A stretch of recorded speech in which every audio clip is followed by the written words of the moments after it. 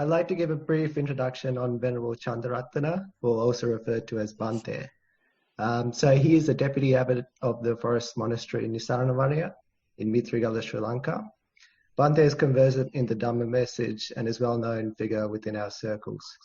He will regularly head up our intensive meditation retreats, do Dhamma discussions, and also interviews with mindfulness practitioners, especially when the Chief Abbot is unavailable.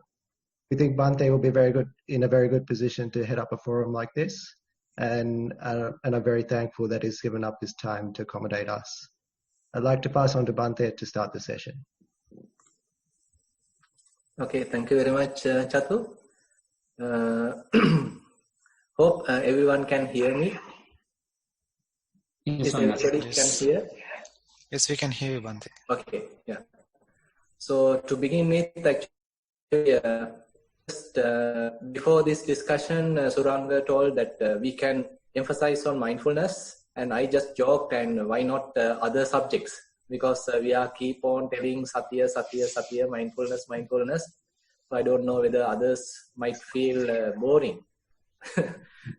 So I said that particularly in Kalalgoda, you know that in Sri Lanka we are conducting an English medium retreat in Kalalgoda once a month. We are actually, of course, we are giving emphasis on mindfulness. But people are asking various questions, not only mindfulness, but various other questions. And time to time, answering those questions also give some change or give some difference to the dialogue. And that is also, in a way, interesting, because it is not only mindfulness, but various other topics are there in Dhamma. But anyway, if we are oriented towards the practice, definitely we have to take mindfulness in front. So, as Bhante Dhammajiva mentioned, quite often we have to emphasize mindfulness, because otherwise we are giving prominence to various other topics, maybe concentration, maybe various other rituals, or various other mystic practices or something like that. But mindfulness is, in a way, something very straightforward and very clear. And as Bhante has mentioned, it is directing you to the sort of understanding, sort of clarity of the mind. So that is, in a way, very useful, because sometimes if we consider various other practices, they may promise to give results in the future, and sometimes promising some extraordinary results. But mindfulness, on the other hand, is very much verifiable, which is, I mean, if you are practicing mindfulness, it is not essential for you to come and ask from someone else whether I am doing it well or am I in the correct path, because you yourself know. That is why it is extremely verifiable, and you know if you are practicing well, definitely you have to have some verifiable results. It is not that you are predicting, or you are not guessing. Rather, you can really feel it. You can really feel the change. You can really feel the progress if you are doing it well. So therefore, it is, in a way, you yourself can keep it as a testimony and keep it as a proven method, and then you can continue. So with that, I'll just hand over to Suranga or anyone just to come up with some idea or some sort of question, because right now I didn't select any particular topic since today is the first session. In the long run, we can either select a topic, or you all can suggest a topic, or we can discuss in general. If you have any other question, maybe related to your meditation, or if you have any other question related to the Dhamma or your understanding of Dhamma, or if you have some doubts, we can answer those things as much as possible. So keep this forum as a kind of an open discussion, so everyone can participate, and it is okay to object. Even if I am telling something, you can raise your hand and you can give either your consent, or if you have any objections, you can raise your hand and feel free to come up with your own ideas. So keep it open so that we have a good dialogue. Bante, maybe I will start the forum by asking the basic question. Of course, this is on mindfulness. In the current world context, and especially in this COVID situation, there is a big trend to look inwards and start a spiritual journey. But there are so many teachers, even lay practitioners, showing different methods. That some say you need to have the right view first. Some say that the answer is in the scriptures and we should start studying them or listen to their sermons and look for profound insights. But we hear all the time, Bante and from Nissarana, it's always about the practice. It's about the practice, and mindfulness comes in the way. So we would like to know specifically why mindfulness and how this can take us through this journey that we are expecting.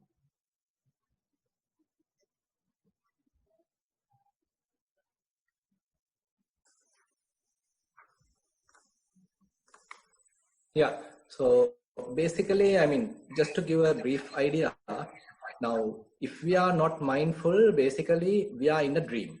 Say, for example, if when the mind is going through some sort of a scenario, if you are thinking about the past, something happened in the past, or something going to happen in the future, you are dreaming about the future, you are fantasizing, then all these things are not real. Those are either related to the past or to the future. So it is like a dream, or it's like a cinema where it is not real. But on the other hand, when it's come to the mindfulness, that is where we are coming out of that dream and just to live at this very moment. So this is in a way very difficult to convince or very difficult to advertise at the beginning, because this coming to this world or coming back to this very moment is not that pleasurable as you are enjoying either in the past or the future. Say, for example, you had a kind of a very nice experience in the couple of years ago, and even today, if you reflect it back, you might feel happy. And again, you might have a kind of a dream, kind of an ambition that you hope to fulfill in the future. And when you are thinking about it, when you are sort of proliferating about it, it is giving you some sort of a happiness. So therefore, we typically like to engage in that kind of a thinking. So therefore, Buddha very beautifully mentioned that papanchabi rata paja. So basically, my people are very interested in thinking in other ways, in a kind of a proliferation, in a kind of a daydreaming.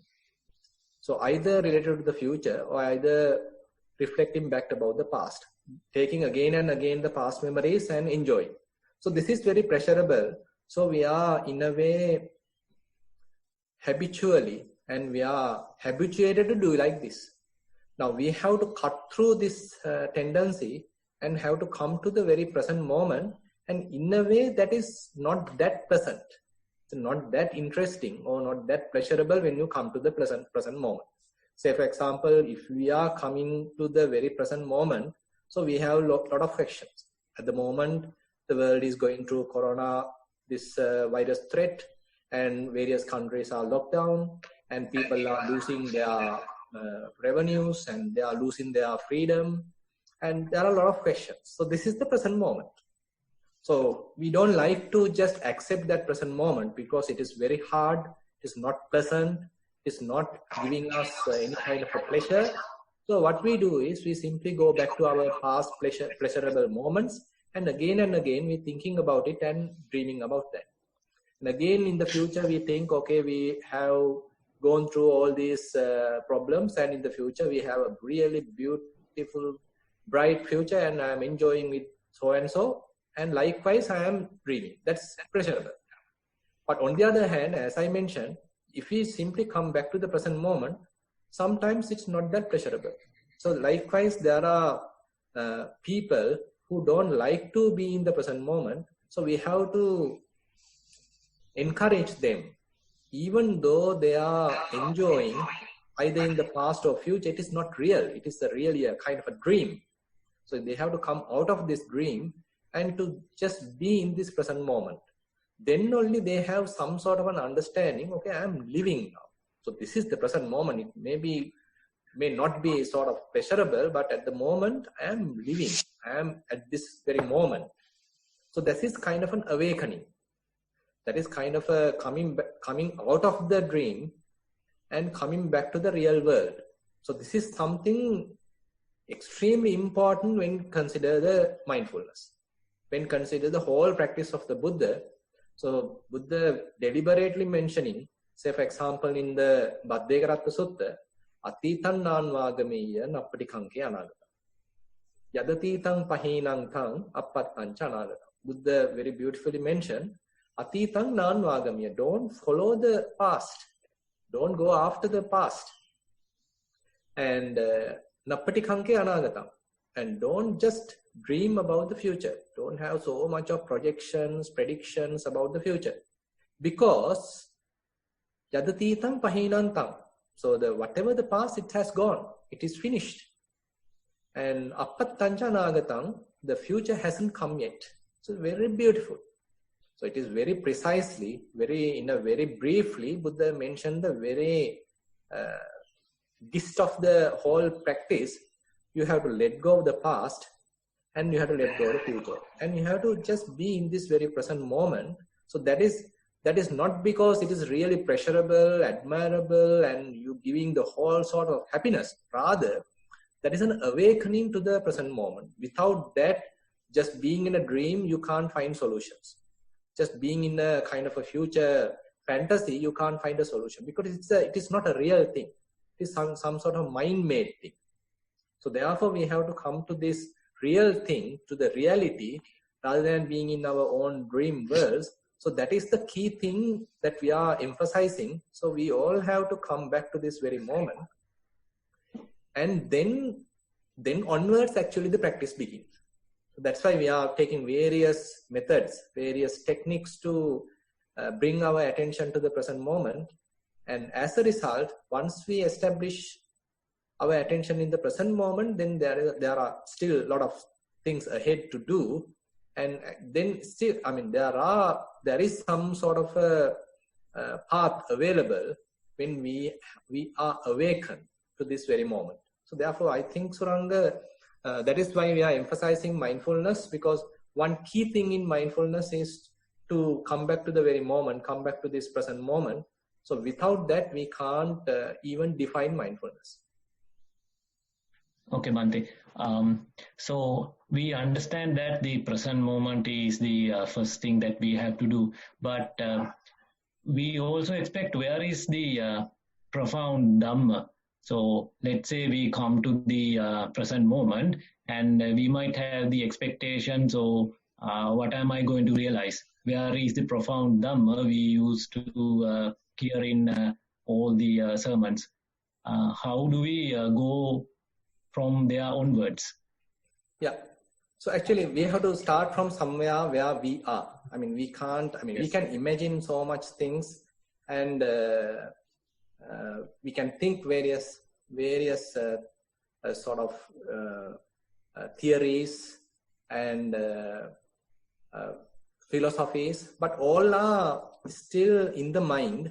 We haven't yet touched the water.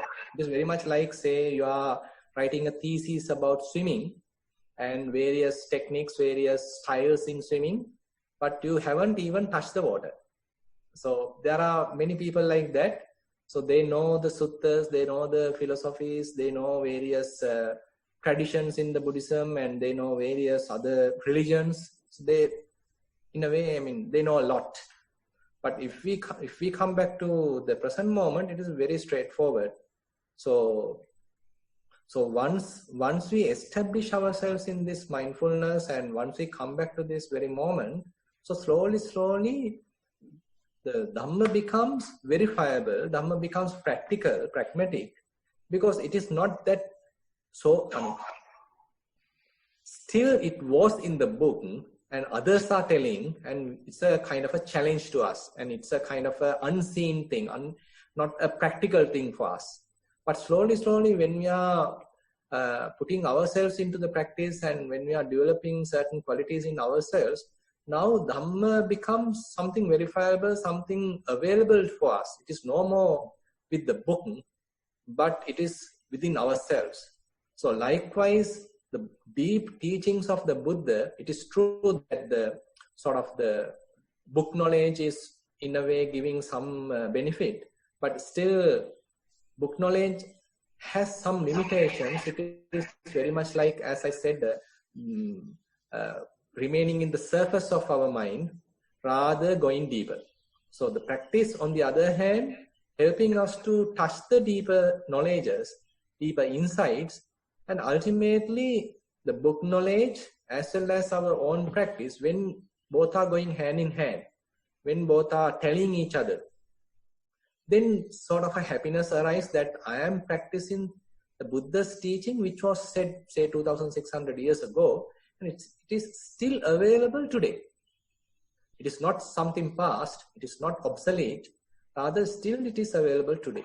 So it is, in a way, that is how we can enrich the Dhamma. We can enliven Dhamma rather than keeping it to the past, thinking that Buddha has already passed away and it is Dhamma has already vanished, or it has only few, say, points available. The whole purpose is not available for us. Likewise, without telling such kind of griefs, instead of that, we are practicing, and slowly we are able to touch the practice. We are able to touch the teaching rather than simply predicting or rather than simply thinking about the teaching. Now, say for example, as Suranga mentioned, so people are having various predictions. Okay, I have to go through this all philosophical sides of the Dhamma, and maybe true, but on the other hand, if we ourselves don't have those qualities inbuilt, don't have those qualities sort of developed within ourselves, so then that knowledge is simply limited to the surface. It is not really touched our heart. We are not really changed because of the teaching. So on the other hand, if one is practicing the Dhamma, so it is totally encompassing ourselves and totally absorbing ourselves to the Dhamma, and ultimately Dhamma is the one winning. It is not a person. So ultimately we are changing our whole self to our own personality, and ultimately simply the Dhamma is operating. It is not that someone is winning or I as a person winning or so, something like that. Rather, the Dhamma beautifully cultivating within our minds. So then the person becomes Dhamma. Okay, Sainas. Yeah.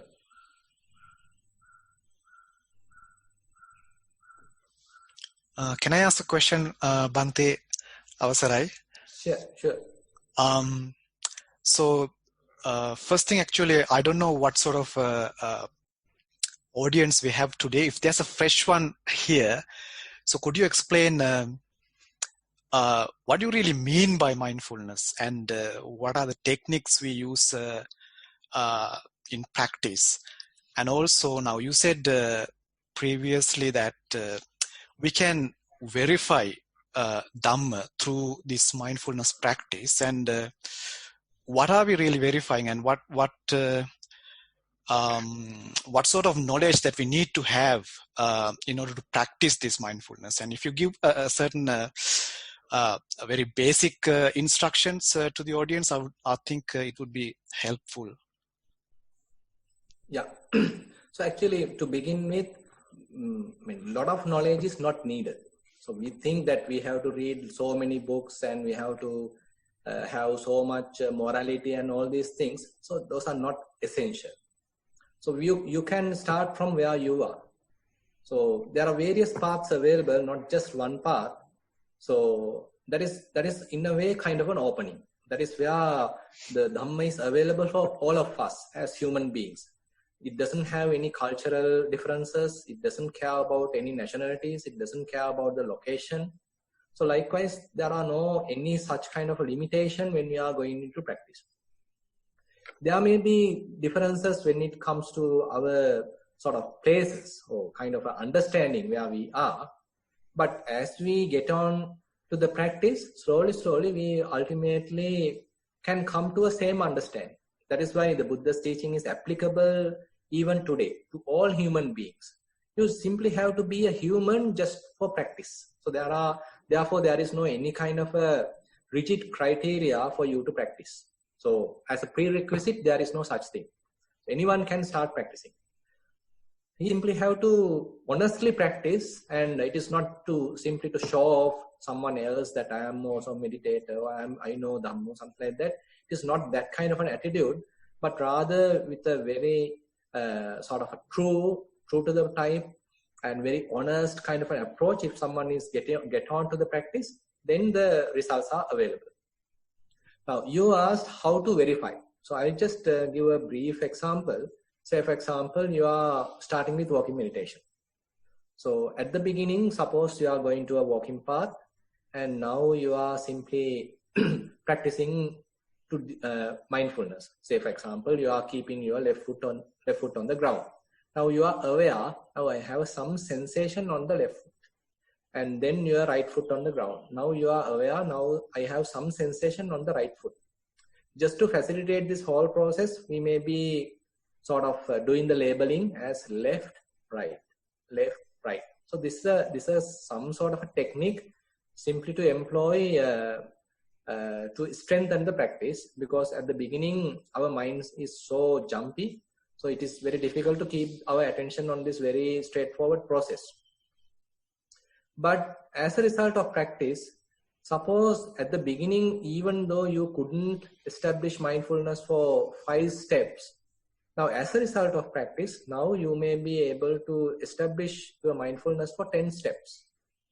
Now this is something verifiable. You don't need to go and ask from the teacher whether my mindfulness has improved because of this practice. Instead, you yourself should understand, okay, when I start my practice, I was able to only establish mindfulness only for 5 steps. Then my mind distracted.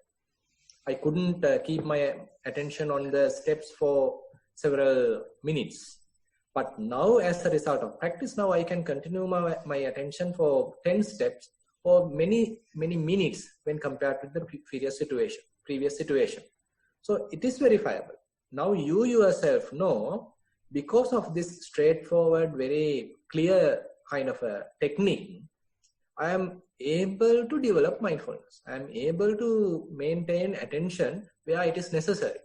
So typically our mind is taking us for a ride, and we seem to become a slave. But on the other hand, now we are trying to maintain our attention where we need. It is not the mind is trying to dictate us.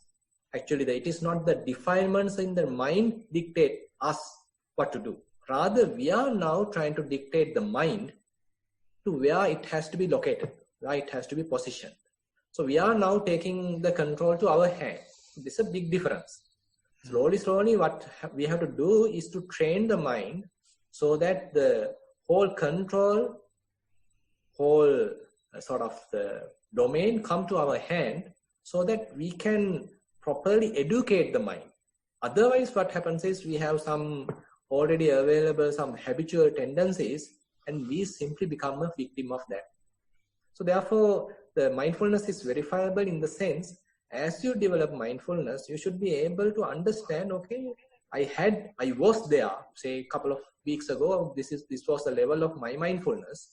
But now, as a result of these techniques, what I have used, now I have grown. Now I can employ mindfulness for 10 steps. Now I can just maintain mindfulness for 10 minutes. So likewise, the improvements are verifiable. Yes, thank you, Bhante.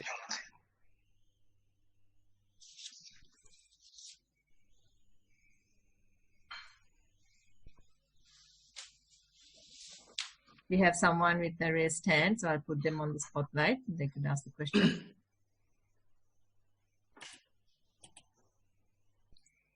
I'm Buddhi from Melbourne. I just wanted to ask, with regards the mindfulness, there's the 2 kinds in terms of concentration and insight.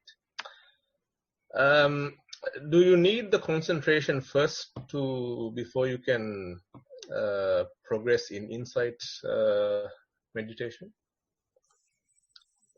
Yeah, actually there are various approaches available. If I simply give you some direct information from the suttas, so there are four methods, methodologies Buddha has mentioned. One is that you are keeping the concentration front and then progress towards the insight. So that is one approach. And another approach is you first develop insight and then as you go on develop concentration. That is another approach. And there's another approach where you are keeping both hand in hand. Concentration as well as insight, you are keeping hand in hand. So that is another approach. And there's a last approach called where you are reflecting about the Dhamma, you're trying to sort of eliminate whatever the restlessness came through because of too much reflections. So that is another approach that is not much emphasized anyway. So the first three are sort of approaches commonly available. So therefore, I can't simply say, concentration is essential for you to go to insight, or it is not essential to go to insight. It depends on the person, because there are people who have some concentration already available with them. Say, for example, if you consider certain students, so they have some already available concentration with them. Say, when they are reading a book, even someone is coming and telling something, they can't really hear because they are somewhat absorbed to this reading. Whatever the task at their hand, they are wholeheartedly doing. So in a way, I can't say this is the real concentration is necessary. Likewise, there are certain characters, they have some inherent qualities somewhat towards the concentration. On such situation, if we introduce mindfulness, probably if you easily they can continue to insight meditation as well. On the other hand, there are other cases where people are their minds are extremely distracting, extremely diverse, and they can't maintain their attention on one particular subject for even a minute. So likewise, extremely scattered minds. On such situation, it is very difficult for them to immediately go into insight. So they have to develop a fair amount of concentration. So therefore, it depends on the situation, depends on the case. We need to understand whether my mind already have inbuilt concentration or is it very scattered. If you really honestly understand my mind can't stay on one object or stay on one particular subject for a fair amount of time, that indicates some concentration has to be developed. You have to pump some concentration through various other practices. Then once you reach some amount of concentration, then you can start practicing insight. So therefore, it depends on the scenario, and you can't say a hard and fast rule, yes or no. Bhante, in simple terms, how do we distinguish that, okay, I am having now concentration or I am having mindfulness?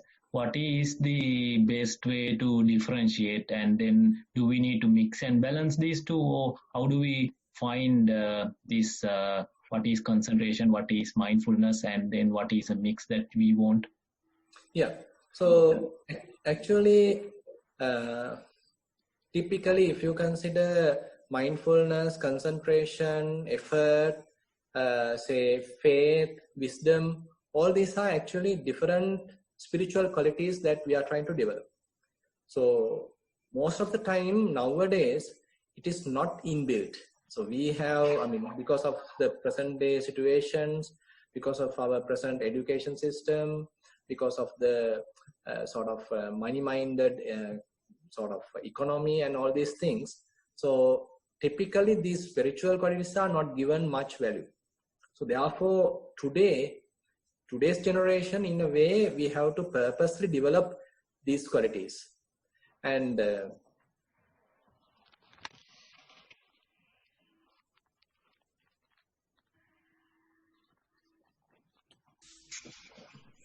result without preparing the proper causes.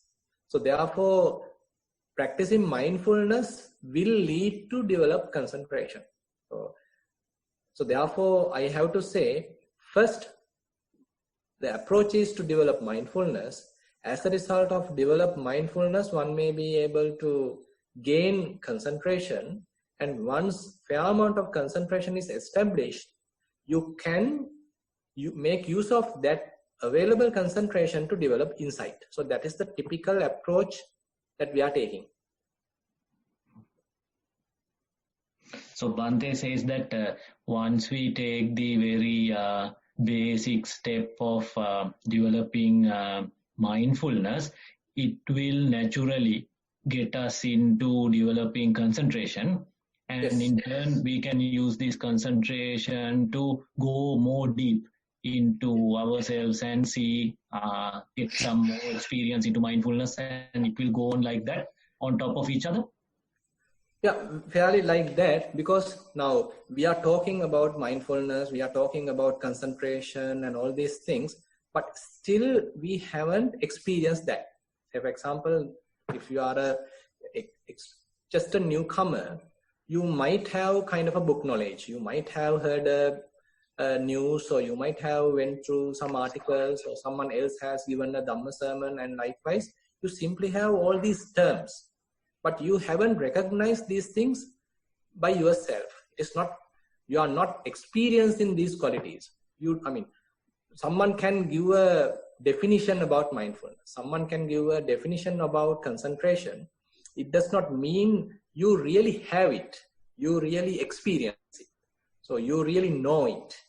So that the book knowledge is one thing, but the real understanding of each of these qualities is yet another thing that we need to clearly understand. So that is where Buddha is mentioning. So these qualities are, in a way, have some sort of progressive path. So recognizing mindfulness, recognizing, okay, this is the real mindfulness, what we call as sati, the mindfulness. Okay, this is the concentration. Okay, this is now I am experiencing. Okay, this is the concentration. So likewise, to our own understanding, this experience to come, it may take some time. So that is where the Buddha is mentioning. So there's a kind of progressive criterion, progressive path in these faculties, in these spiritual qualities. At the beginning, you may be in one level. At that time, you don't know really what is mindfulness. You don't know what is really concentration. You may have, of course, the book knowledge, but you haven't yet touched that. You haven't yet experienced that. But on the other hand, using various techniques, when you are practicing it, you are continuing it, slowly, you will feel it. Okay, this is the mindfulness. Now, it is not that a book knowledge. It is not some borrowed knowledge. Rather, you yourself know it. You yourself experience it. Okay, this is the mindfulness. So it's kind of it becomes a kind of an inherent quality in yourself. Okay, now as a result of develop mindfulness, suppose now you are able to maintain that mindfulness for, say, for example, you are practicing on walking meditation from this end to the other end, from that end to this end. So likewise, for 15 minutes, 20 minutes, you are able to continue your attention. So as a result, now you might understand, okay, mind is less distracted. It's not going to various other topics. Rather, now mind itself is staying with me, staying with where I want. So now there's a tendency that you are recognizing, okay, there is something called concentration. When I'm introducing some particular domain, some particular selected sort of objects, mind itself is staying on those objects. Now slowly you will understand, okay, there's some sort of a quality in the mind where you can maintain your attention continuously for a considerable period of time. Now you are recognizing some quality called concentration. So these are some qualities that you need to feel. You need to experience. So then you are recognizing, okay, this is mindfulness. This is concentration. Now you can distinguish between these two. So likewise, we have to practically use various methods to taste these things, taste these qualities, And then only you will understand, okay, this is mindfulness, this is concentration. I have now mindfulness, say about 20 minutes. After that, I couldn't maintain mindfulness. Now you can tell like that, because you know when you are not mindful. You can even now understand, I was not mindful at that time. You can clearly understand that. And another time you can clearly understand, okay, I was very mindful at that time. Because now you recognize that quality, kind of a mental quality that you have recognized. On the other hand, probably one can tell, okay, I was able to maintain my attention on a particular object, say for example, breath. So say 200 consecutive breaths, I was able to simply observe one after the other as a series of breaths without much distraction. I was able to maintain my attention on series of breaths. So now you are feeling the concentration. Now we are sort of tasting the kind of essence or the sort of taste of concentration when you are able to maintain your attention on series of breaths. So likewise, these different qualities now becomes available to yourself. It is no more someone else's borrowed knowledge. Rather, it is something available for you. You can simply verify that. You can simply taste that. You can tell, okay, I was able to maintain my attention, say 20 minutes, 10 minutes, likewise. So likewise, this becomes something verifiable, something available.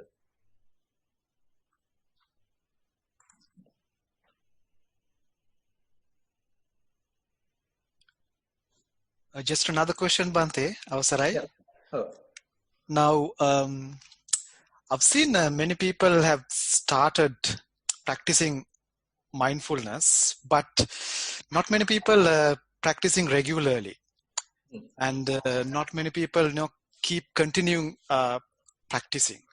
So, can you give sort of advice to a fresh one in terms of keeping the interest for a long time? How do we keep our interest to the practice? Yeah, I mean, that actually depends on where we give priorities. Now, say for example, you have different other priorities. Say if you are now building your house, and at the same time you are trying to meditate. At the same time you are trying to develop mindfulness. Where are you going to give priority? Is it to build your house or to practice? Well, it's kind of a very practical question. On the other hand, suppose now you are, say, losing the job.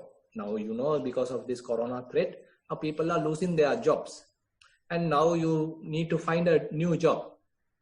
At the same time, suppose you are trying to develop mindfulness. So where are you going to give priority? So likewise, on the other hand, suppose in young age, so people are trying to find a new career, they are engaged in education, and all these other priorities are there. At the same time, mindfulness is another subject. So on such situation, people are not much giving priority to the mindfulness. So they give priority to various other things. They may be giving priority to earn money. They may be giving priority to get a promotion in their job. They may be finding a different job. They may be giving priority to the education. So they have different motivations, different ambitions. So they are giving priority to that because it has some sort of a what you call tempting attitude. Yeah, when you are thinking about something in the future, okay, I want to achieve something. So it has some sort of a attraction towards that goal. But on the other hand, when you come to developing mindfulness at the beginning, you don't have that kind of a extremely, say, beautiful attraction, because what you are feeling is something very normal, something very simple. Suppose when you are, say, for example, if you are simply telling, okay, I have spent half an hour looking at my breath. Is it really interesting news or simply a kind of a boring news? It's a boring news. Yeah. Extremely boring. It's extremely boring news. So I mean, you can't simply put that advertisement in the newspaper. Okay, I sat on Saturday. On 20 minutes, I have observed 120 breaths. So it does not. People are not appreciating such news. So but I think it is not exciting. It is not making any kind of excitement. It is not making any kind of enjoyment, because it's a kind of a boring thing. So because our minds are always going after this pleasure principle, always going after something to show off. Okay, I have achieved this. I am the guy. I am the boss. So likewise, I mean, we are going after that kind of a mentality. But on the other hand, mindfulness is really grounding ourselves. You take it to the ground rather than being on the heaven or rather than being on the moon. Rather, you simply grounding yourself. Okay, at the moment I am simply sitting. At the moment I am simply hearing. At the moment I am talking. I am listening. At the moment I can simply hear. So likewise, it is coming back to the very moment, coming back to yourself, coming back to your body, coming back to this very moment. So it is something earthing. Therefore, people actually, on the other hand, if you consider, now I just simply give you a beautiful example. Now, you know, in Sri Lanka nowadays, the curfew. Now, when government tell, okay, from tomorrow, say 7 a.m., we are going to withdraw curfew. You know where people going immediately, especially the males, where are they going immediately? To the bar. Is it to their office or where?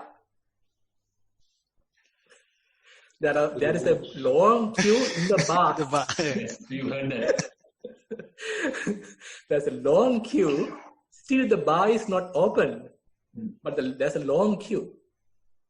Now this is where they are giving the priority, because they want to simply go out of this world. They want to come. They want to out of the reality, rather than they want to be a dream, just to be in the dream, rather than coming to the reality, rather than coming to this very moment, coming to the present. So therefore, it's kind of in a way, kind of a pathetic situation. Yeah, we are always trying to escape from the present moment, escape from the ground, and always trying to live in the moon, not on the earth. So that is the kind of trend in ourselves. So therefore, just to give a brief example, so people, therefore, it's very difficult to motivate. Okay, keep continuing, keep practicing. It's giving you some results. So likewise, it's very difficult to motivate, very difficult to advertise the mindfulness, because sometimes, in a way, at the beginning it appears like very boring, and again it does not give immediate results, and again does not give much pleasure at the beginning, because mind is not hearing what we order, what we expect. It is going here and there. It is in a way very challenging at the beginning. So simply, therefore, even though 100 people start practicing, only very few might be continuing. So it's a kind of a challenge at the beginning. So you need a lot of encouragement at the beginning, and say a lot of convincing at the beginning. And again, of course, like right now what we are doing, we need some sort of colleagues, a lot of kalyana mittas to encourage. Okay, you need to continue, even though the results are not visible immediately. You need to continue this practice. So likewise, we have to always encourage ourselves to come back to the present moment, come back to the earth, and then start practicing. We need to have certain attitudes or certain lifestyle, or what do you call a moral practice or something like that. Is it helps? Or there are different approaches, Aruna. There are also where, I mean, if we simply tell, okay, you don't need any kind of morality, you can immediately jump onto mindfulness. That is also one approach, because as you develop mindfulness, slowly it will branching out to the clear comprehension, sampajanya. So as a result, once you develop clear comprehension, such sampajanya, it paves the way to this morality. So that is another path available. On the other hand, if you are already available in establishing morality, and if you want to develop mindfulness, that is also available.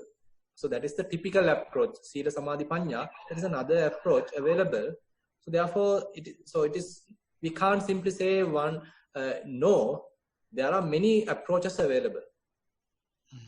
That's why I mentioned at the beginning, so there is no any kind of a predefined criterion. Okay, these are the criterion you need in order to start mindfulness, in order to start developing mindfulness. Rather than many approaches are available, you can simply develop from where you are.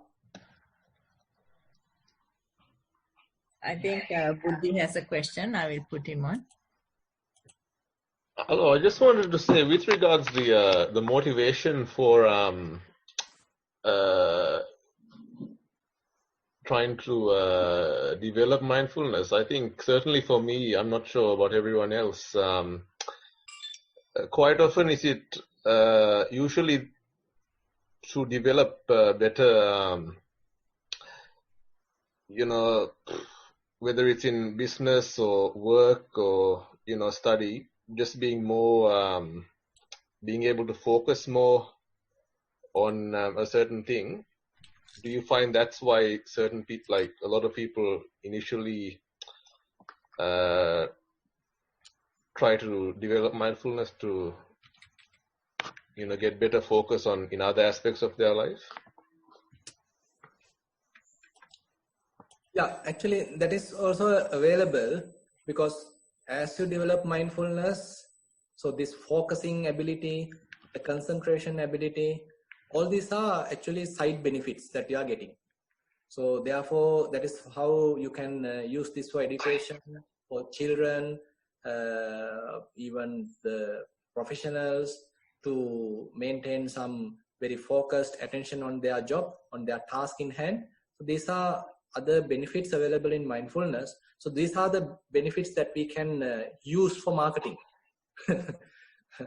Because I mean, the benefits that Buddha mentioned is in a way a bit difficult to use for marketing, but there are other benefits which is of course available through mindfulness, one can use today for marketing. That's why now people are using mindfulness for, say, business management, maybe sort of family cohesiveness, kind of family health, maybe having good relationships, maybe having sort of a social bonding, and all these things are sort of other benefits probably available for mindfulness. But these are the ones nowadays the Western sciences and the Western people are using to encourage mindfulness. But the Buddha is taking us to a far deeper benefits, far more approach, or far more advantages than these sort of small benefits or some low benefits. One can encourage, telling, okay, you come to develop this mindfulness, and definitely you can develop concentration, you can develop focusing ability, so that you get higher marks, you get higher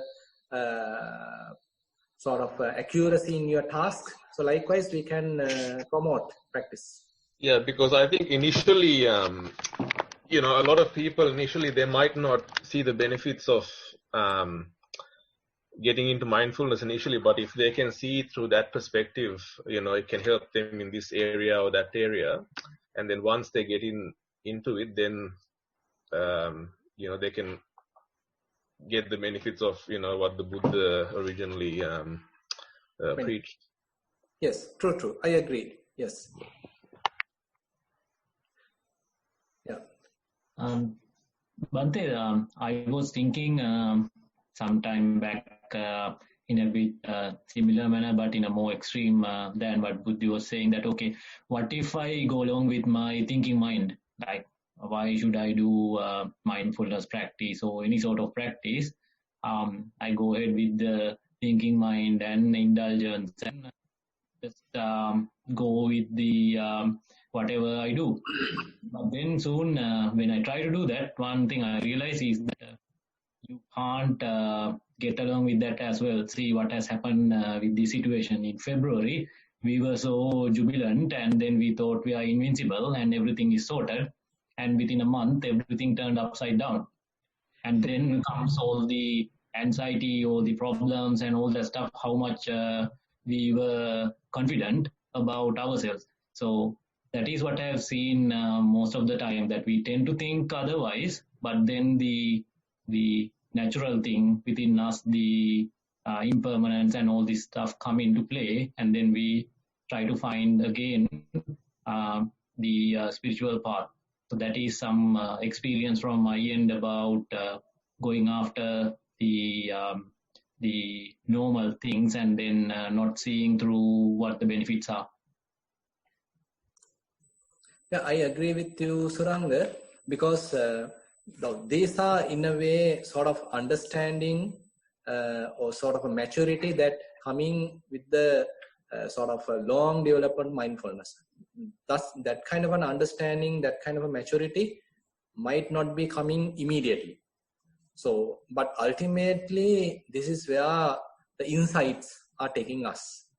So, because when the world is concerned, everyone actually have to go through ups and downs of their life. So slowly, mindfulness practice, therefore, will lead us towards this kind of a wisdom. So, but we have to start from somewhere. So that is the sort of bare attention or the very basic kind of mindfulness. So, but it does not say that we have to just stay there or just to stagnate there. Rather, we have to develop, we have to start from there and then branching out, we have to further progress. So ultimately, we will be having necessary amount of concentration, and it may lead to sort of an understanding. You can observe various phenomena, the reality of things, and it will lead to this kind of a sort of a profound understanding. So that kind of profound understanding help us to withstand any kind of ups and downs in our lives. So that is in a way the deeper understanding or deeper benefits of the Buddha's teaching. So that is where Buddha telling that the Arahant is kind of a Thadi, where he can maintain without fluctuation. When things are coming favorable, he is not going to sort of an elation. When things are failing, he is not going to depression. Rather, he can maintain his mind in a very equanimous state. So that is a kind of a spiritual maturity. So this kind of maturity actually coming with time. You can't say immediately once you start mindfulness, you have all these benefits. Rather, as you develop slowly, as you get on, especially to the wisdom development, so these kind of aspects start to come towards you. I might ask a question, Bhante. At this time, with all the restrictions in place by governments all around the world, people are finding themselves stuck at home and unable to do the things that they normally do. And there are many who are facing something that they never had to deal with, and that's boredom. And as you said before, there was people lining up for alcohol store, nothing else to do. But there are other people, many of whom are mindfulness practitioners, who are dealing with boredom very well. And you could say in some instances, even like boredom. Can you give some explanation to mindfulness in regard to boredom? That's why people are leaving mindfulness. Because mindfulness itself is boring at the beginning. Because say, for example, if when someone is asking you to just keep your attention on left foot, right foot, left foot, right foot, is it interesting or it's extremely boring? So people simply ask, what is this? Did I come to Nissarana to all this long time, all this long journey just to keep my attention on left foot, right foot? What is this? Nonsense. So people simply complain like this. So that is why, we have to use various techniques to encourage people, because that's why, we are like torturing ourselves. We like this torture. rather than simply allowing the wound to settle, allowing our minds to settle, we always exciting our mind.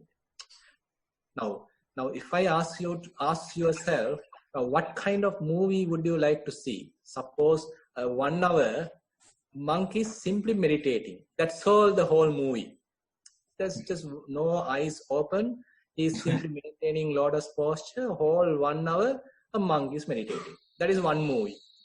And there's another movie, whole gunfires and all these things, alien attacks, lot of noise, lot of action-packed movie. That is another movie. And another movie with lot of sex and all these dirty things. So which one the typical mind would attract? It's all of the above except the guy sitting there doing mindfulness. For sure. So no one will go to that monk meditating movie. It's extremely good. That is the typical selection of our mind. Our minds, we always want to torture the mind. You are not healing the mind.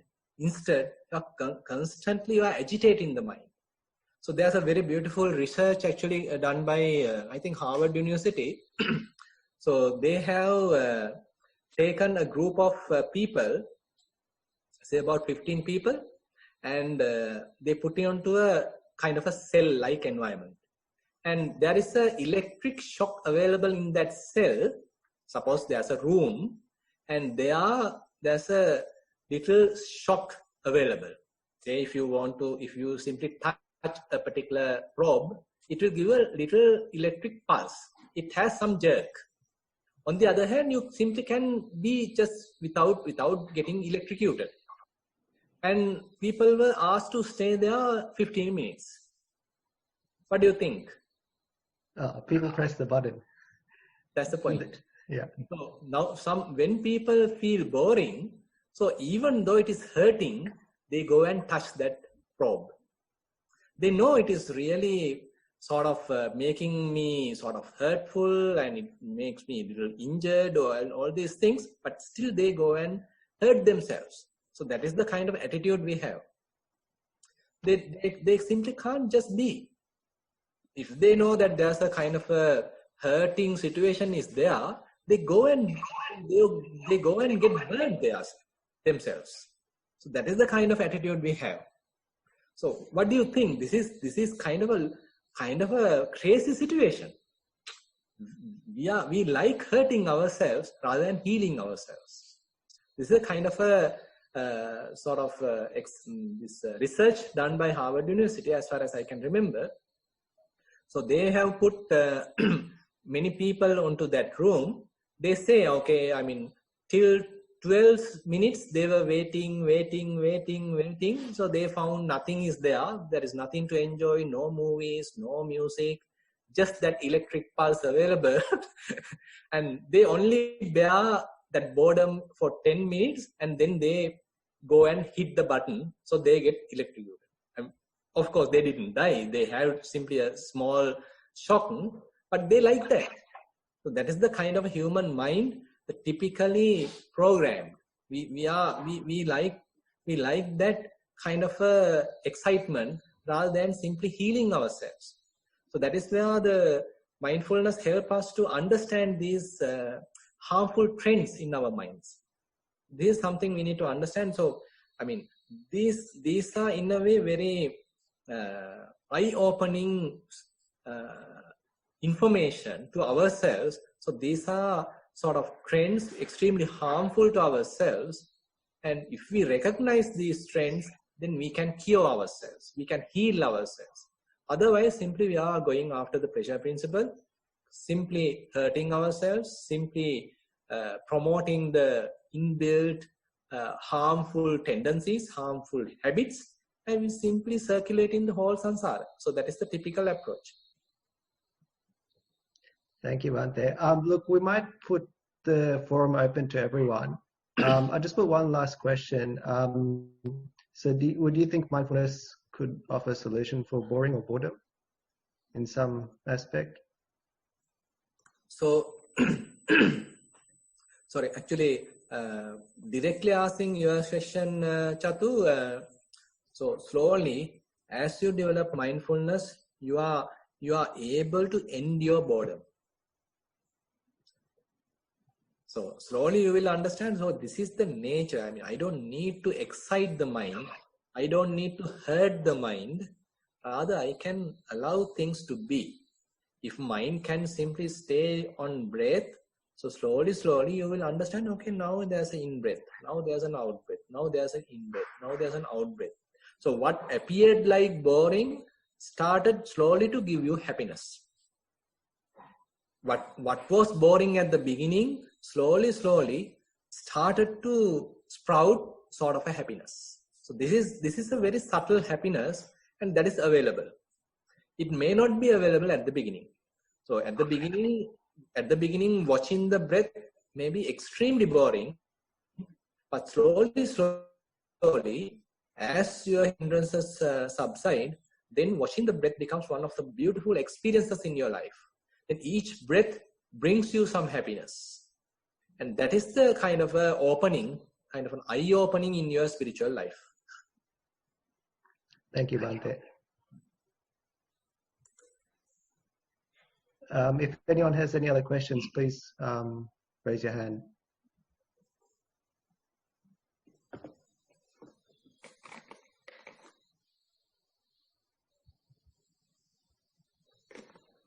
Rajas, according විමුක්තයස් පොඩ්ඩක් මට මෙන්න මේක අයින් කරලා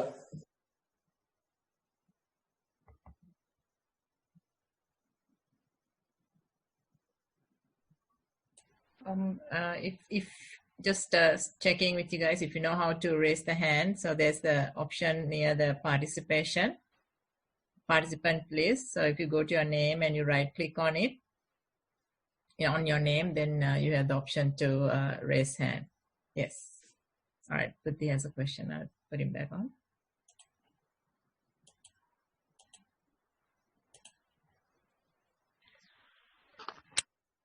I know it's the first session. I'm not sure how deep we can go into it, but I just wanted to ask a question with regards actual mindfulness. When we are observing, I've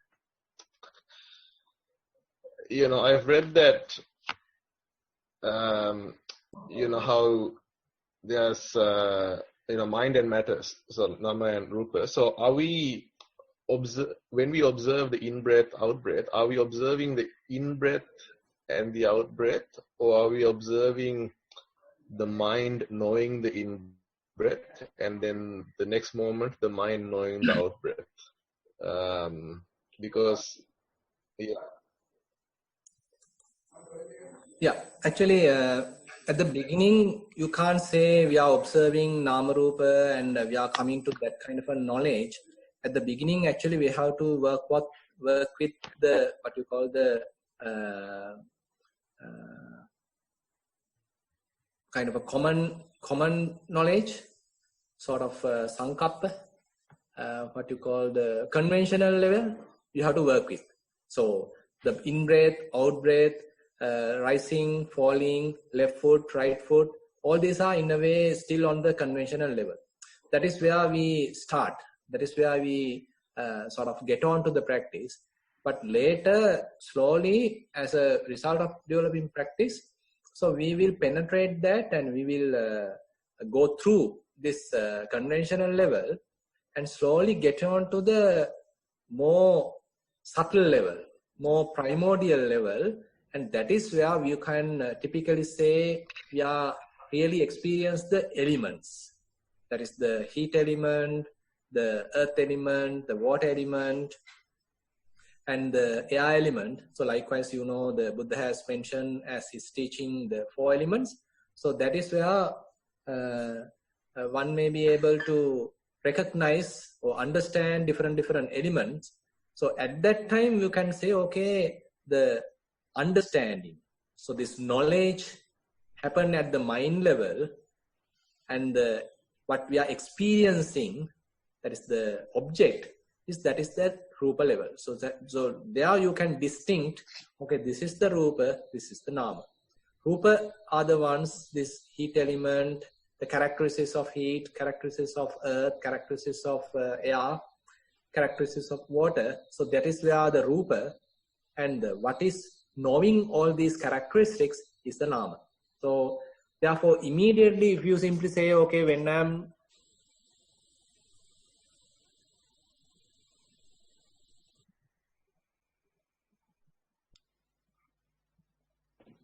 to tell like that, but later as you get on, all these things are sort of becoming fairly refined, and you are go beyond the conventional level, and you are now coming to the reality. So at that time you can say now the Nama knows the Rupa.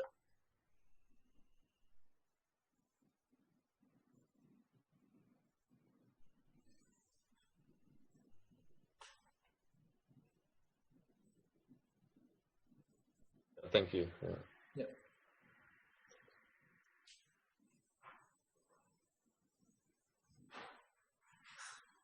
Is there any more questions? If you don't know how to raise your hands, it should be on the right. There's a button called raise your hand. Chatu, why did you start wearing beard? Nobody's going to see me, but anyway, it's happened. Because I'm at home for work, so that's why I decided to grow a beard. Because nowadays in Sri Lanka, you know, barber salons are closed. Yeah, we are a bit beardy these days, Swaminathan. I gave myself a haircut. It was very easy, just cut all of it off. Because here the salons are all closed as well. Right. So everything now we have to make at home. So yeah. Exactly right. So Bhante, can I ask another question if there's no one to ask questions? I just want to ask you. Now, I've seen this in books. There's something called Miccha Sati. Can mindfulness go wrong, or the way we practice? Can it go wrong in somehow? Yeah. Actually, there's a very clear mentioning in the Salleka Sutta. You should consider Salleka Sutta is available in Majjhima Nikaya. So Buddha mentioned Pare Miccha Sati. So, I mean, that means the others are practicing wrong mindfulness. Let us practice correct mindfulness. So there's that kind of a statement in this Salleka Sutta. So as far as I can understand, so when you have real mindfulness or correct mindfulness, slowly it will hand in hand with the comprehension, that is the sampajanya, and it will lead to hiriyottappa, that is the moral shame and moral fear. And it doesn't stop there. It will further get on to the sila, that is the morality. So therefore, with the correct mindfulness, so there is a kind of a tendency, there is a kind of progressive result available for us. That is, we are developing some sort of a moral shame and moral fear. And it will lead to morality, basically. That is the sila. So, on the other hand, if someone is already established themselves on sila, morality, and then when they are practicing mindfulness, then there's a kind of a guarding happens with the sila. Therefore, they can practice mindfulness, which is beneficial for themselves and beneficial for other selves. So therefore, this moral aspect is the kind of a steering, it is playing kind of a steering role in developing mindfulness. Say, for example, if one is developing mindfulness to steal, say how someone can steal without giving any kind of a sign for the owners. So this is, this also needs fair amount of skill. Say a thief going to a house and without making any noise, is opening the door and maybe without making any noise, going.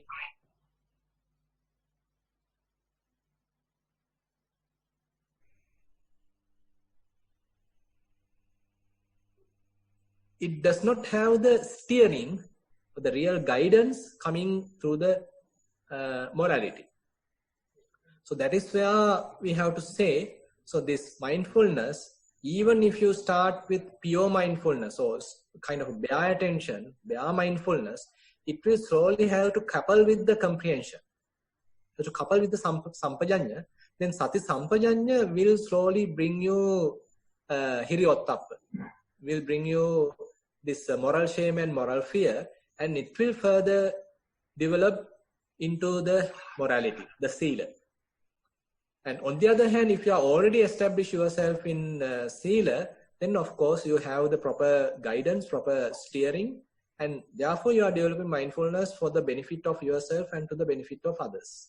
So therefore I feel, so there may be mindfulness available for immoral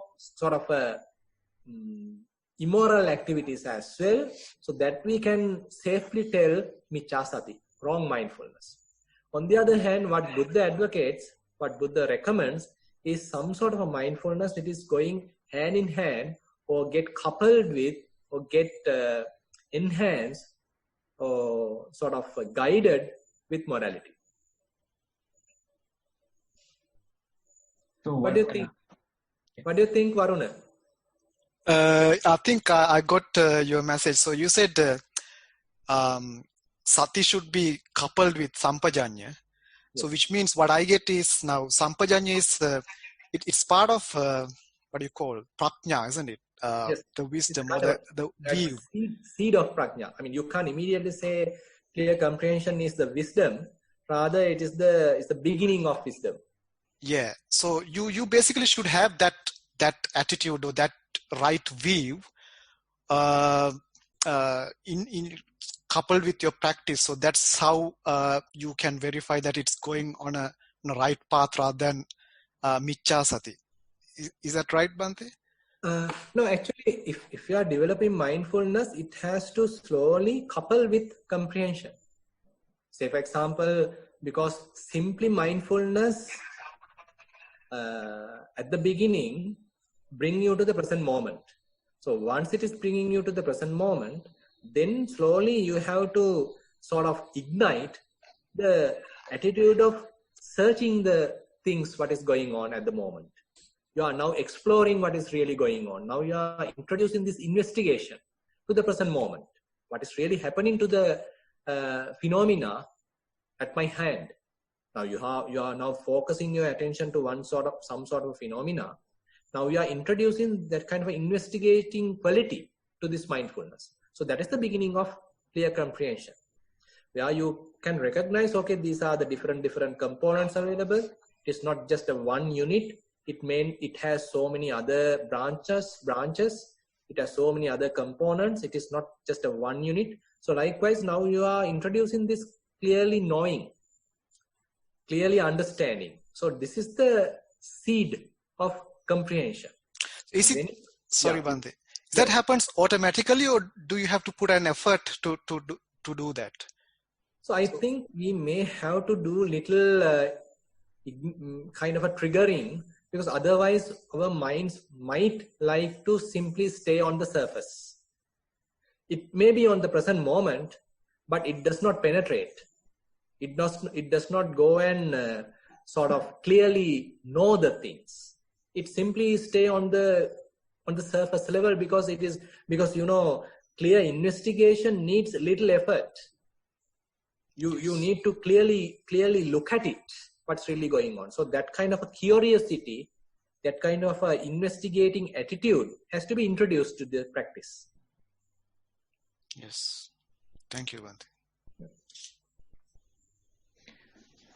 Bhante, what I gathered from Aruna's question and your answer is that when we start initially, that we can be mindful on a repeatable object like our breath or the walking left and right, how the sensations. But then later on, once we are able to establish that as a bit of a solid practice, then these things start coming automatically, and then we need to get on to the next stage. So for the time being, it's just enough to observe a repeatable observation. Is that a correct assumption? Actually, Suranga, in the Buddha's teaching, so Buddha very beautifully introduced this clear comprehension to the practice. For example, if you consider breathing meditation, anapanasati, at the beginning he simply starts with bare attention. Sato asasati, sato passasati. Mindfully you inhale, mindfully you exhale. So that is very, very easy in a way. You come to the present moment. You are not in the past, not in the future, but right now I am inhaling, right now exhaling, right now I am experiencing inhale, right now experiencing exhale. That's it. There is no much detail there. But Buddha does not stop there. Buddha now introducing, okay, now yogi has to recognize, is this inhale longer compared to the previous inhale? Is it shorter when compared to the previous inhale, compared to the previous exhale? So these are kind of a distinguishing. Now you are introducing this sort of a curiosity, kind of an investigation attitude to the practitioner.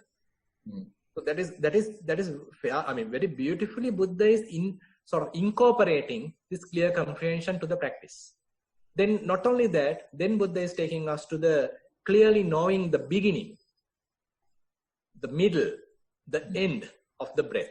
Okay, it is true, it is in breath, but you should know, okay, whether it is the beginning of the in breath, or whether it is the middle of the in breath, or whether it is the end of the in breath. And maybe there's still a little gap available in just before the out breath. And this is the beginning of the out breath. This is the middle of the out breath. This is the end of the out breath. And there's a little gap before the beginning of the in breath. So likewise, Buddha is introducing this curiosity, sort of investigation towards the practice. Now, slowly, this sati and sampajanya starts to go hand in hand. Bhante, I'll ask a question. So there's some people, I guess, who are at home and they have some time and maybe they want to start mindfulness meditation. Without a teacher and with limited resources, I guess, available to some extent, how should they get started if they're interested in this? So I maybe like to tell, rather than taking the whole practice as a kind of a burden or as another thing to do, rather try to enjoy it. Because it is not that mindfulness practice is kind of a, say that you have to call yourself, I am a meditator, okay, I have to go away from others and have to find a very sophisticated place and all these things. This is good if you have all this sort of good conducive environment. On the other hand, if you simply try to just be with yourself, rather than as I begin in the whole session, I have mentioned that typically we are in the dream world, either in the past or in the future. So both extremes are in some sort of like a dream. So we have to come out of this dream and to live in the present moment. And so this living in the present moment, we can start. Time to time, you are grounding yourself. So rather than allowing the mind to take us for a ride, so again and again, we are coming back to the present moment. I am just sitting right now. I am just listening right now. I am not dreaming right now. I am just going through some pain right now. I am now right now say I am happy. So you are developing this kind of a perspective so that you are slowly coming out of the dream. You start to live. So now you start to feel some sort of a change in your life. It is not that you are being driven by some sort of a defilement. Rather, you are coming out of this sort of egg, sort of this dream, and now you have a different approach to your life. So this is kind of an eye-opening, because we are being driven so far. We are being simply a kind of victim of someone else's agenda. Now we are trying to come out of this whole scenario, and we are now slowly feeling the whole thing. It may not be extremely pleasurable, but still something we are taking the whole thing to our hand. It's like taking the whole control to the manual mode. Rather than allowing into autopilot, which is according to someone else's agenda, according to someone else's wish. Now we are taking into the manual mode. Okay, now I know right now I am sitting. Now I know I am simply listening. Now I know I am walking. Now I know I am sleeping. So this is kind of the beginning where Buddha is mentioning like the postures. You know, Buddha very beautifully starts with very basic practice, because we have main 4 postures. That is a standing posture, lying down posture, walking posture, and the sitting posture. So if we simply know these postures one after the other, so that is kind of an eye-opening. When you are sitting, simply come back to yourself, come back to the body, and you recognize, okay, my foot is touching in one way, my buttocks are touching the chair, I have the straight back, so my hands may be on one shape, I have sort of a pyramid shape to the whole body. So you recognize this whole body in a particular manner. So this is the sitting posture. On the other hand, say you are walking. Okay, my foot is changing or moving in a particular pattern. My body following in another way. My hands are swaying. So likewise, now you recognize the walking posture. Similarly, slowly you are recognizing different postures at this very moment. Slowly now you are coming out of that dream and start to live in this posture, the present moment, but recognizing the posture, how the posture of the body. So the body is actually living in the present moment. So that is the key thing here. Even though mentally we may be ruminating about the past and the future, our body is constantly living in the present moment. So we are using this body as an anchoring point to the mind to come back to the present moment. So I therefore encourage to begin with that kind of a very simple practice, where slowly, whenever the body is in a particular posture, you recognize, okay, I am now sitting. The body is sitting. Okay, now the body is standing. Now the body is lying down. Now the body is, moving. So likewise, slowly you are recognizing the body, recognizing the various postures, and slowly then you can fine-tune your practice to various other components which may be more refined. Thank you, Bhante. Bhante, do you think going forward at some point we should try that out as well? Maybe being guided by Bhante, so that we try it out a bit and then afterwards come up with our Q&As and anything that we want to talk. Is that a good idea? I don't know, maybe we need to ask the forum as well. Yeah, so I mean, that's what we do in the typical retreat environment. So they continue their practice and they are supposed to honestly write their experiences, and if they can report their experiences so that we all can share, and so the others also get encouraged. And again, if there is a necessity of giving any advice, then we can help. So that is good idea. So if you can practice and if you can put any kind of such practice related question to the forum, that's also encouraged. So maybe next time we allocate at least 15-20 minutes for a guided sitting. That might give the first taste of mindfulness to some of us, and also for everybody who's done mindfulness, a good use of that time as well.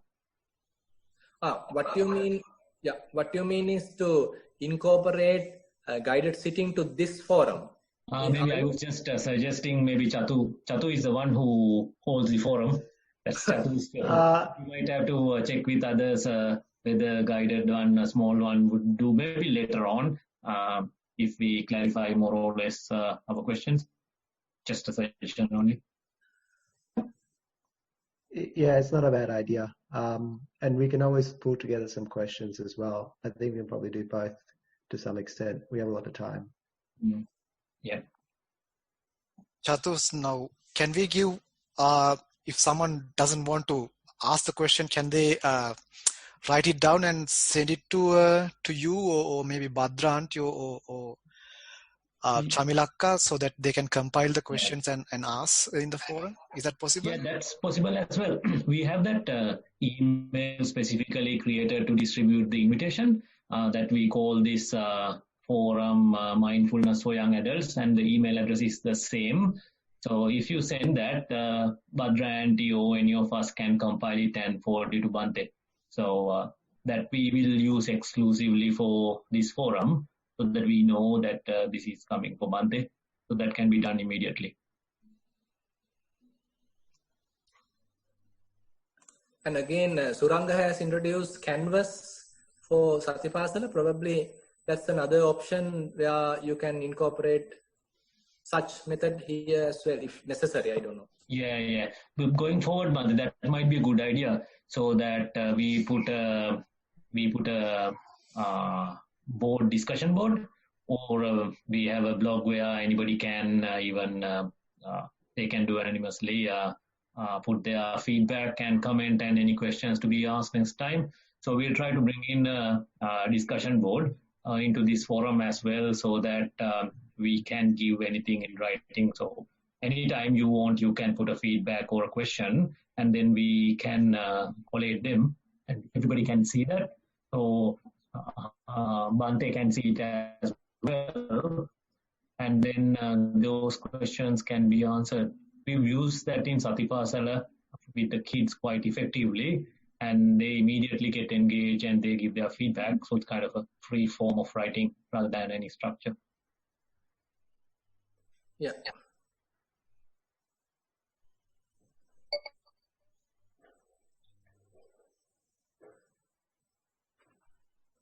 So since today is the first day, I think other than the familiar faces, only that someone from Melbourne only contributed, but I encourage others also to participate. So I feel then only we can sort of make some sort of a progress in this whole forum. And I encourage you to ask questions. So there are mostly I encourage to practice and ask your own questions. So that is the must. That is the most beneficial. But on the other hand, if you have any other question related to the Dhamma, as much as possible we can answer, because knowing the Buddha's teaching, clarifying any doubts, actually really help us to navigate the whole path. And it is really interesting, because now we definitely will understand, we all may understand that the typical pleasures, the typical sensual pleasures, and the whole physical world can't give any guarantee about things, how things are going to happen.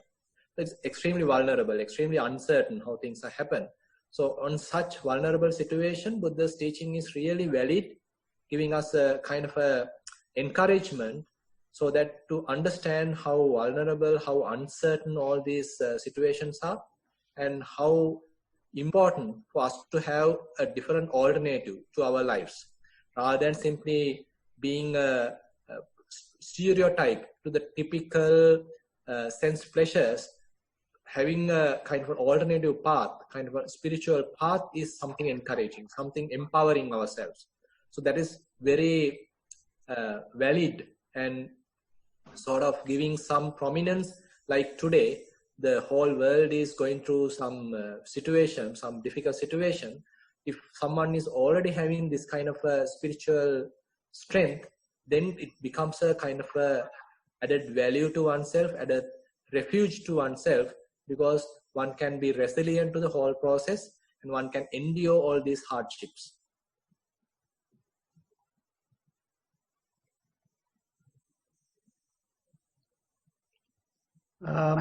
If we don't have any more questions, are we okay to close then? So probably before we conclude, if someone got any comment or any suggestions or any feedback to make this more productive or something like that, we would welcome if anyone can give a feedback or something. We got about 20 participants there.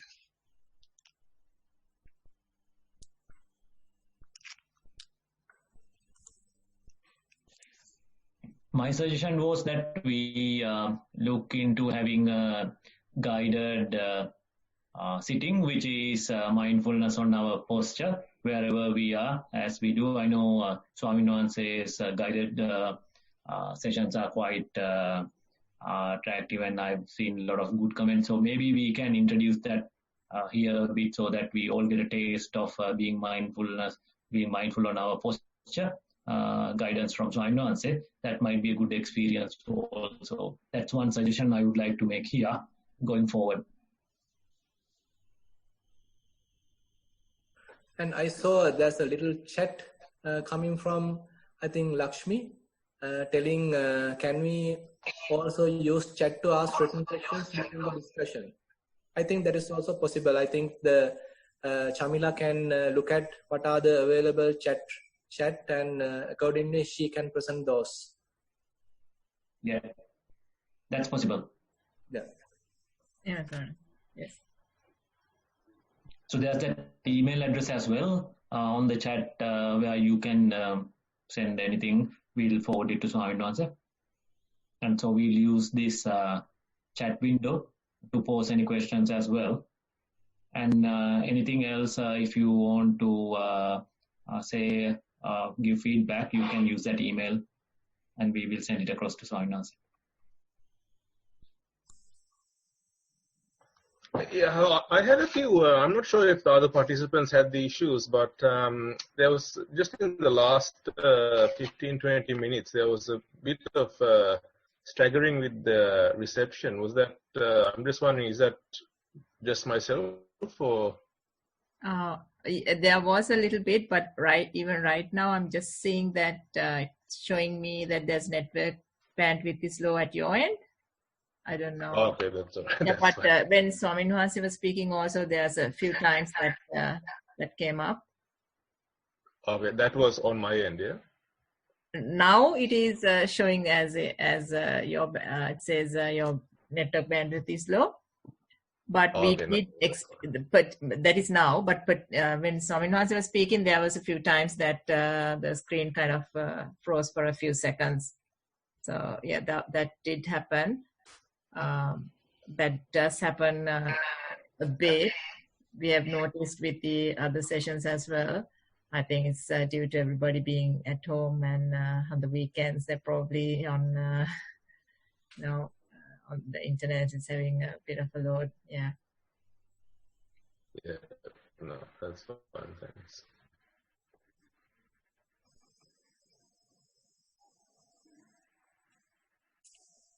So if someone loses the internet connection, can they come back afterwards, dial back? Yeah, they can. And then I can see them being in the waiting room and I'll just admit them back in.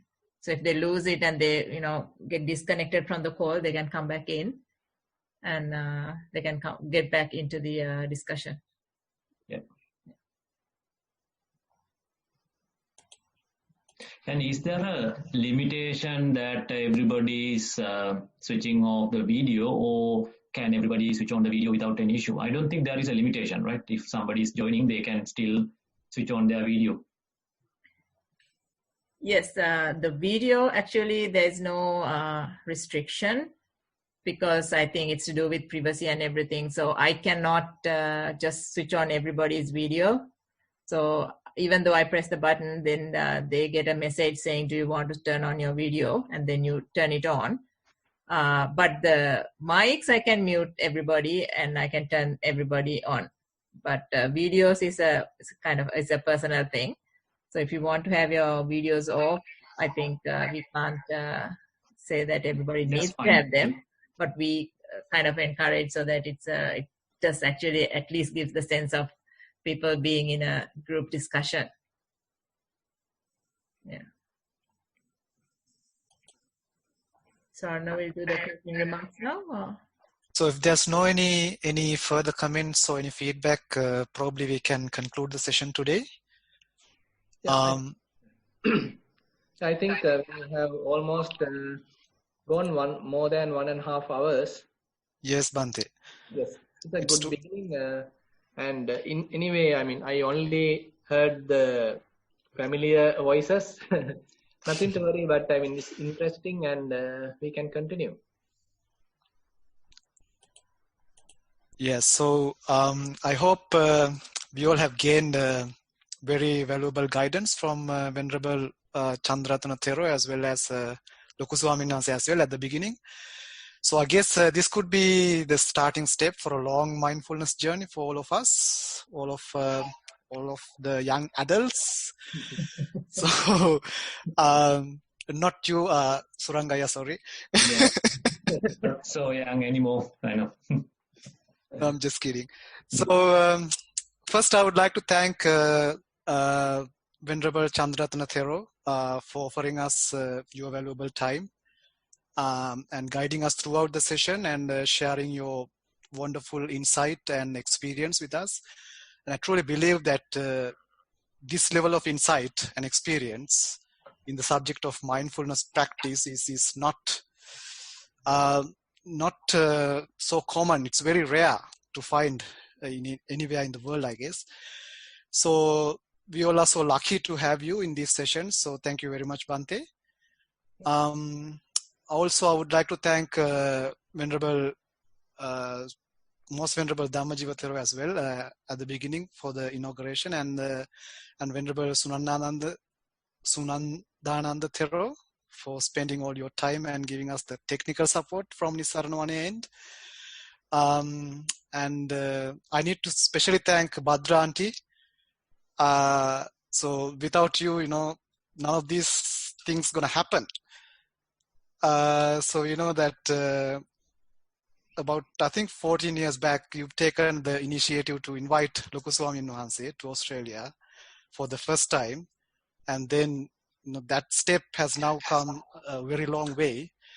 So many people are benefited actually with that,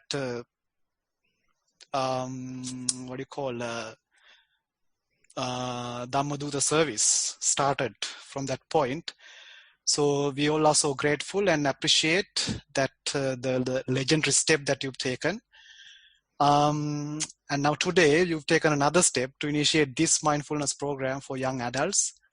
So I wish this program will also be another success story and would help spreading this wonderful insight of mindfulness through generations, I would say. So thank you very much, and much merits to you, Bhadra Auntie, for your leadership and support throughout all these years. And I also like to thank Surangaya and Chamilakka and Chatumalli, and you guys are always doing amazing jobs. I know Surangaya and Chamilakka is working so tirelessly for Satipasara sessions and many other stuff. So thank you very much, Surangaya, Chamilakka and Chatumalli.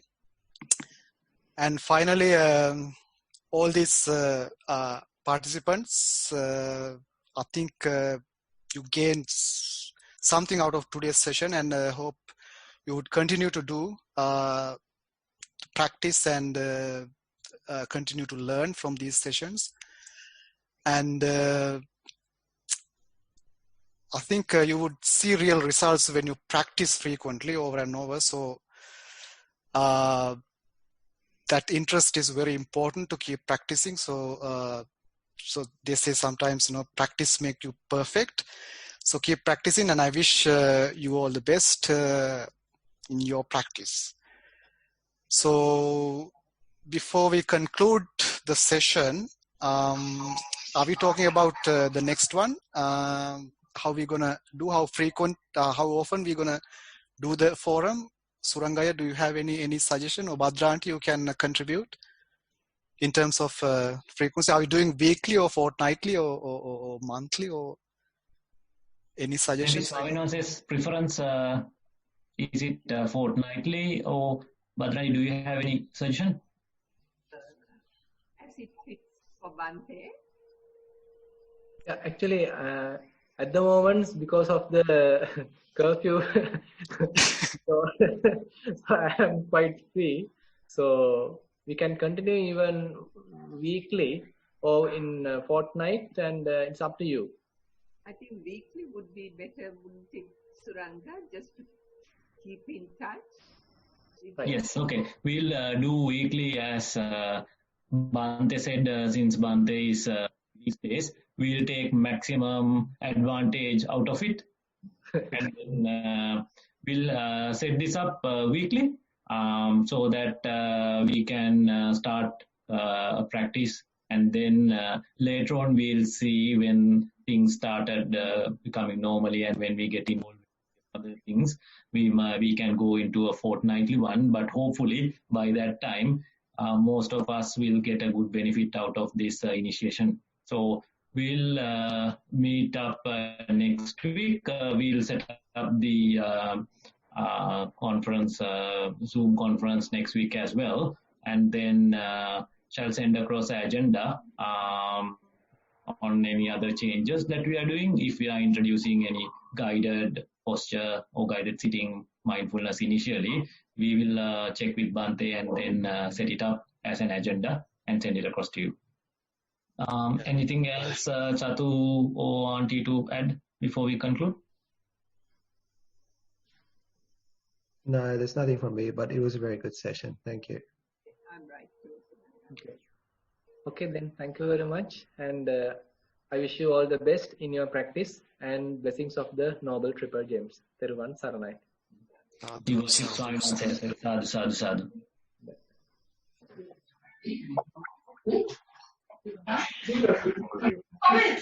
Yeah,